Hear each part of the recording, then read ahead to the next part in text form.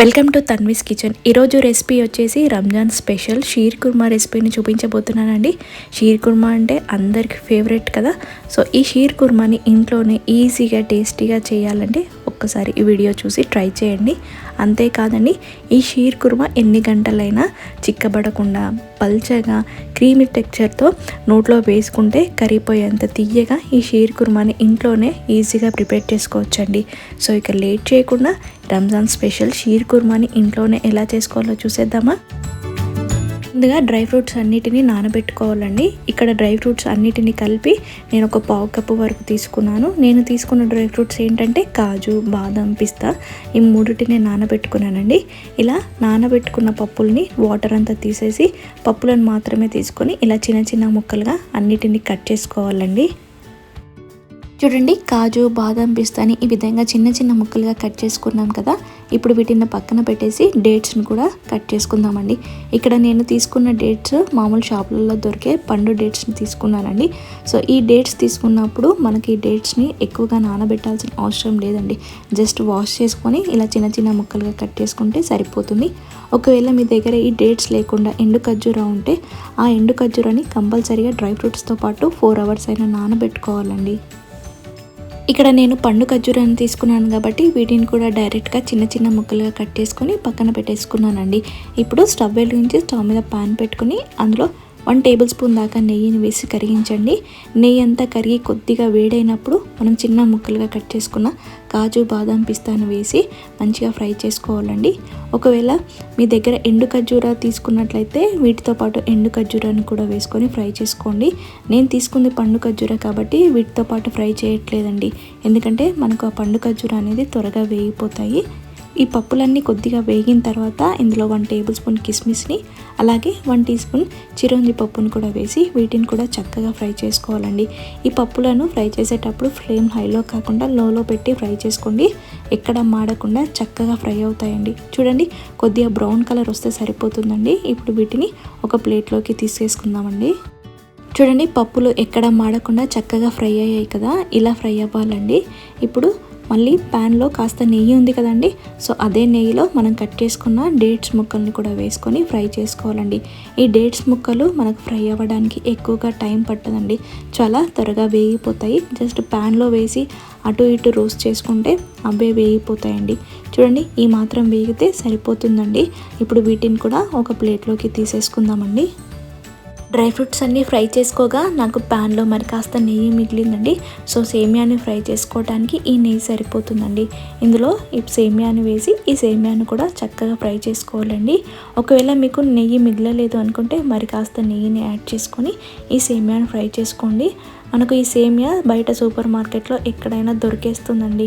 So మీరు చూస్తున్నారు కదా, నేను తీసుకుంది కూడా రోస్టెడ్ సేమియా తీసుకున్నానండి.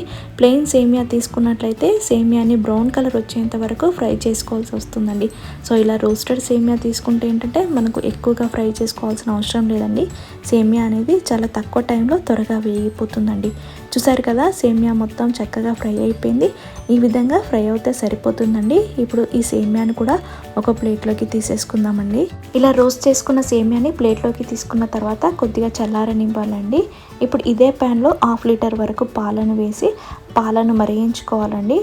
ఇక్కడ పాలను మనం ఎలాగో మరిగిస్తున్నాం కాబట్టి పచ్చి పాలైనా పర్లేదండి, ఆల్రెడీ కాచిన పాలైనా పర్లేదు. సో 1/2 లీటర్ వరకు తీసుకోవాలండి. మనకు పాలు మరగటం స్టార్ట్ అయిన తర్వాత ఇందులో 2 టేబుల్ స్పూన్ దాకా షుగర్ని వేసుకోండి. షుగర్ కాస్త తక్కువే వేసుకోండి, ఎందుకంటే ఇందులో కండెన్స్డ్ మిల్క్ని కూడా యాడ్ చేస్తాం కదా. సో అది ఎలాగో స్వీట్గా ఉంటుంది. మళ్ళీ షుగర్ ఎక్కువగా యాడ్ చేస్తే ఆ స్వీట్ ఈ స్వీట్ మనకు ఓవర్ స్వీట్ అయిపోతుందండి. తర్వాత ఇందులో 1 టీ స్పూన్ ఇలాచి పొడిని వేసి అంతా ఒకసారి మంచిగా కలుపుకోవాలండి. సో పాలల్లో షుగర్ అంతా కలిసిపోయిన తర్వాత పచ్చి కోవాని తీసుకొని ఈ కోవాను ఇలా మ్యాష్ చేస్తూ పాలల్లో వేసుకోవాలండి. ఇక్కడ నేను తీసుకున్న కోవా ఇంట్లో ప్రిపేర్ చేసుకున్న కోవానే అండి. సో కోవా అంతా పాలలో వేసిన తర్వాత ఈ కోవా కూడా మనకు పాలలో బాగా కలిసిపోయి పాలు అనేవి కాస్త చిక్కగా అవుతాయండి. సో అంతవరకు పాలను మరిగించుకోవాలండి. చూడండి కోవా పాలలో బాగా కలిసిపోయేటట్టు ఈ విధంగా కలుపుకున్నాం కదండి.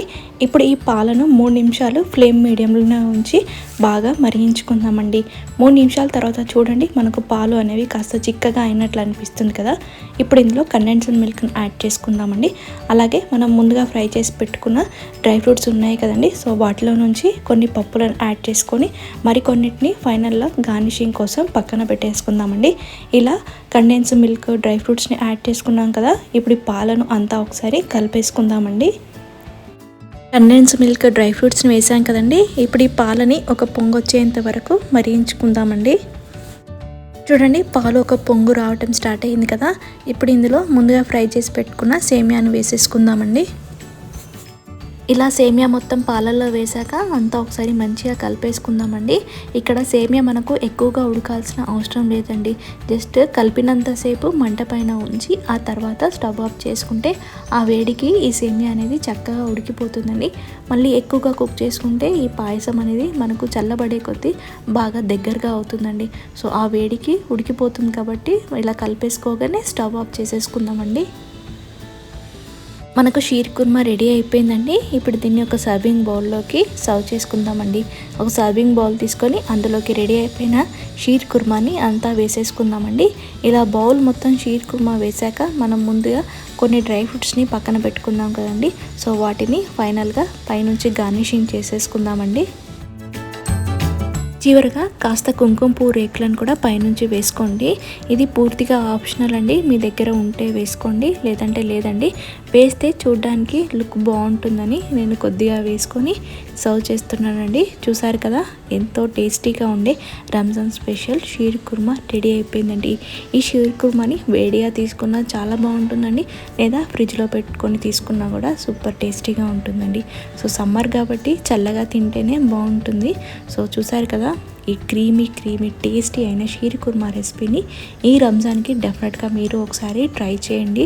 చూసారు కదా చేయటం ఎంత ఈజీయో, ఎక్కువ టైం ఏమీ పట్టదండి. సో డెఫినెట్గా మీరు ట్రై చేస్తారు కదా. మీరు ట్రై చేసిన తర్వాత మీకు ఎలా వచ్చిందో కమెంట్ చేయండి. ఈ వీడియో మీకు నచ్చినట్లయితే please subscribe to my channel, like చేయండి, షేర్ చేయండి.